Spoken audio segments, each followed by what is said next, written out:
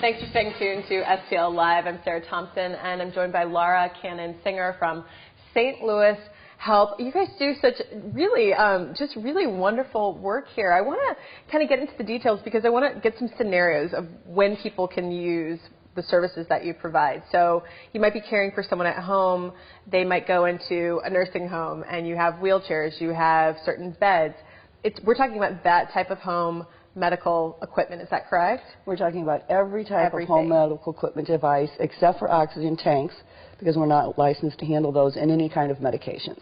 Okay, so from the crutches to the beds to the lifts, everything, you cover everything. Including the disposables like diapers and bed pads. Okay, so you've got like quite the factoids. I want to go through some of that because you really do a lot of work. So let's talk about the number of people served and just kind of give us more of that information. In 2014, we serviced 5,400 individuals, and in 15, we're on target to exceed those goals. So each year, we're collecting about 10,000 items, and that equates to a diversion of 146 tons from the solid waste stream, which is our secondary mission, to be green and recycle.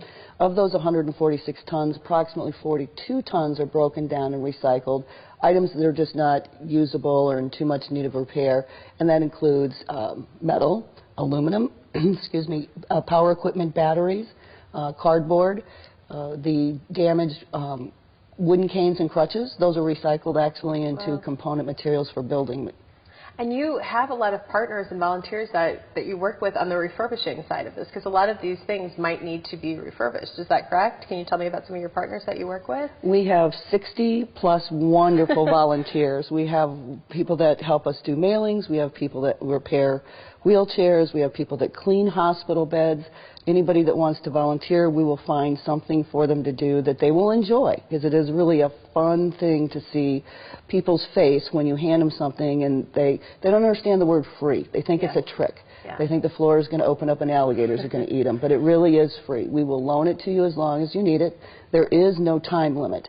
We do realize that a lot of the equipment goes out for the lifetime of the user, and that's just fine, because it means they're staying in a home of their choosing and safe and warding off any secondary injuries.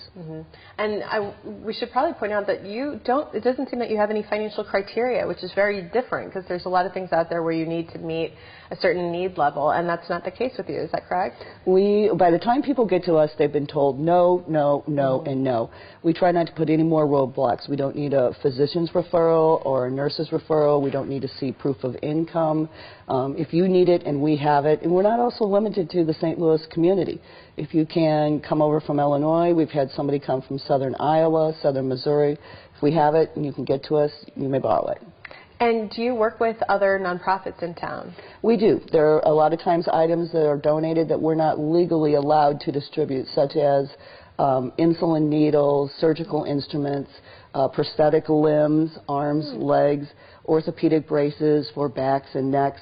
Those are forwarded to one of our charities in Decatur, Georgia, and they ship to hospitals and clinics in developing countries. So it's kind of fun. There's a bunch of little hillbillies in Olivet. We say we have global impact, but we really do. And Operation Food Search, tell me about that. Operation Food Search gets our overage of our diapers, both the briefs and the taped, and they're just right down the road over in the Loop. Overages of bandages, tape, bed pads, those go to an animal shelter. They're always looking for those. So we really go out of our way to find. If we can't use it, we find someone that can. So how does it feel looking back on when you think 7 years ago you were just starting this really out of your home, and here you are now covering the entire St. Louis area? I mean, how does it feel? It's overwhelming. It's overwhelming. When you're in the trenches every day, you don't see the exponential growth that's happening. But I came across an email from my daughter where we were bragging that in 3 months we'd collected 60 items and distributed 24. We do that in a day. Wow. Wow. Well, congratulations to you. Thank you. I mean, this has to be so rewarding. And other people can go out and celebrate with you this weekend for the benefit. It's St. Louis Help's benefit. It's their Jailbreak music party. And again, the reason it's called a jailbreak is it's at Mad Art Gallery. And for those of you who don't know, that used to be a former police station. So you can actually hang out in the jail cells, have food, enjoy music, have a great time, all to raise awareness and support St. Louis Help. Again, that's this Saturday, August 22nd from 7 to 10 p.m. at Mad Art Gallery. Call the number on your screen, 314-422-0030 for more information. Laura, thank you so much. Thank you so much for having us. For being here. Thank you. All right, well, we're not done yet. There's more STL Live coming your way. We'll be right back after this break.